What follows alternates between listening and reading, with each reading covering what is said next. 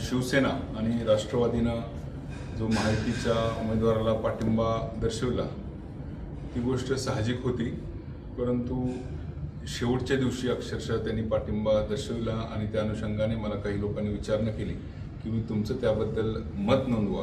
त्यामुळं आज सर्वांची या ठिकाणी हितकुच साधण्यासाठी आणि विशेषतः मतदारांना माझ्या भावना पोचवण्यासाठी या ठिकाणी मी आपल्यासमोर आलो आहे.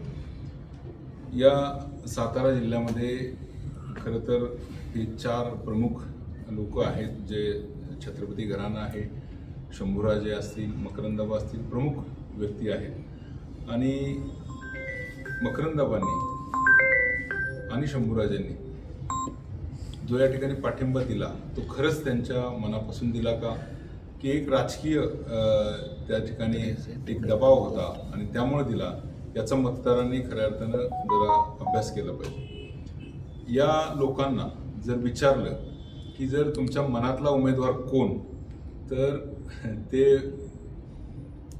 मनापासून जर त्यांनी सांगितलं तर नक्कीच ते माझं नाव घेतील. याचं कारण असं आहे, या सर्वांशी माझे 2 पिढ्यांचे संबंध आहेत. आज मकरंदाबांचे वडील लक्ष्मण तात्या जिल्हा परिषद अध्यक्ष असताना माझे वडील त्या ठिकाणी जिल्हा परिषद सदस्य होते आणि मान तालुक्याचे सभापती होते. आमचे 2 पिढ्याचे संबंध आहेत. शिवेंद्रबाबांचे वडील अभयसिंहराजे आणि माझे वडील वर्गमित्र होते. माझं नाव अभयसिंह त्यांच्यामुळेच ठेवलं गेलेलं आहे. उदयन महाराजांचे आणि आमचे परिवाराचेही तशाच पद्धतीचे संबंध होते. शंभूराजे त्या काळात मंत्री असताना शिवसेनेच्या सरकारमध्ये आमच्या आई शिवसेनेतून जिल्हा परिषद सदस्य होत्या.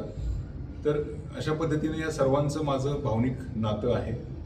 परंतु एक राजकीय कंपल्शन असल्यामुळे त्यांना असं सांगावं लागत आहे की आपण महायुतीच्या म्हणजे भाजपच्या उमेदवाराला सहकार्य करा. परंतु खऱ्या अर्थानं मतदारांनी गेल्या काही दिवसात झालेला संघर्ष अगदी डोळ्यांनी जवळून बघितलेला आहे.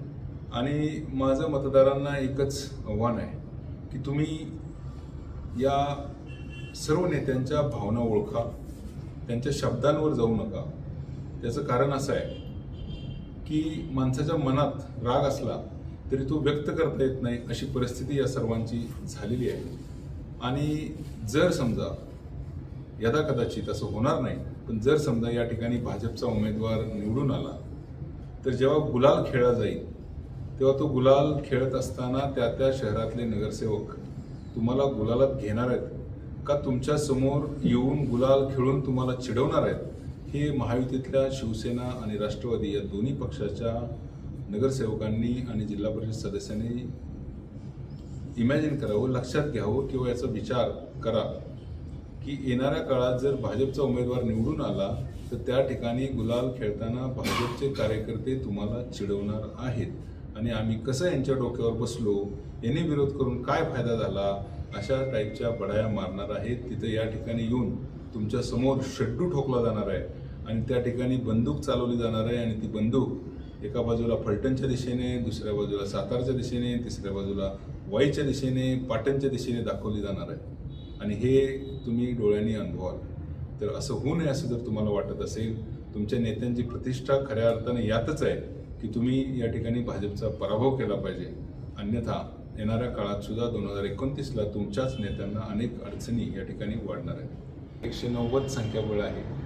एवढं असूनही तर त्यांना जर सगळे मतदार घेऊन जायला लागत असेल, पळवून न्यायला लागत असतील, याचा अर्थ डर गए और ये डर जरूरी है.